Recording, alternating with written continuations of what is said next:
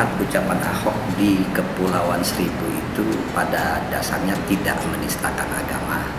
Ahok itu hanya mengatakan bahwa pada faktanya ada orang-orang yang tidak setuju dipimpin oleh Ahok, kemudian menggunakan ayat-ayat Al-Quran untuk menolak itu. Dan ayat-ayat itu sebetulnya tidak tepat dijadikan dalil untuk menolak kepemimpinan Pak Ahok yang kebetulan beragama Kristen.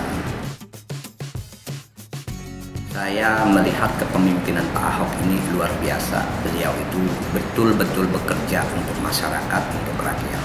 Dan yang paling terpenting adalah cita-cita Pak Ahok ingin menciptakan keadilan sosial. Kita bisa sebutkan banyaklah yang sudah dilakukan oleh Pak Ahok, tapi yang paling terpenting bagi saya adalah sikap anti korupsi Pak Ahok itu merupakan modal awal perbaikan tatanan kehidupan masyarakat, baik di bidang infrastruktur maupun di bidang kemanusiaannya, pengembangan sumber daya manusianya. Karena kalau kita bicara tentang keadilan sosial, itu tidak mungkin tercipta kalau seorang pemimpin tidak mampu menyelamatkan uang negara. Nah, cara menyelamatkan uang negara itu adalah dengan menciptakan sistem manajemen yang rapi, yang terkontrol, yang bisa dilihat oleh masyarakat banyak. Dan Pak Ahok ini sudah menyelenggarakan sistem birokrasi yang sangat transparan. Dan terbukti bahwa selama kepemimpinan Pak Ahok,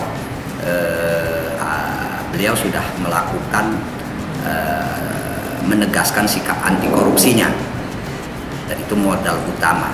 Karena problem di tengah masyarakat dimanapun ya, cuma di Indonesia, itu yang paling terbesar justru dari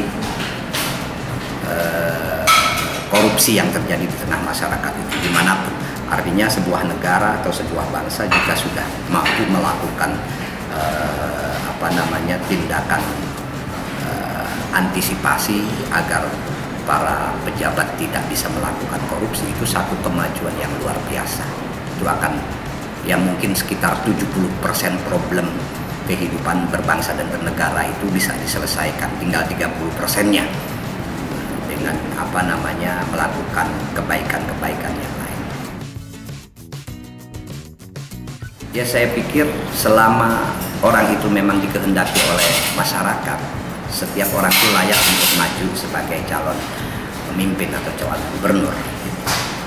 Dan kita juga harus ingat juga ya, pemimpin ini kan sebetulnya orang yang melayani. Jadi kita itu memilih orang yang melayani kita dan yang betul-betul melayani, artinya siap memperbaiki kehidupan kita, baik pada hal-hal yang sifatnya birokratis, pelayanan dan lain sebagainya, membangun infrastruktur publik gitu kan, mempermudah kehidupan masyarakat, menyamankan dan lain sebagainya. Nah, itulah tugas-tugas seorang pemimpin atau gubernur yang memang sifat pada dasarnya adalah pelayanan, melayani. Jadi seorang pemimpin itu adalah seorang pelayan, bukan mengurusi soal-soal keagamaan kita. Kalau soal-soal keagamaan itu kan yang ngurusin tokoh agama.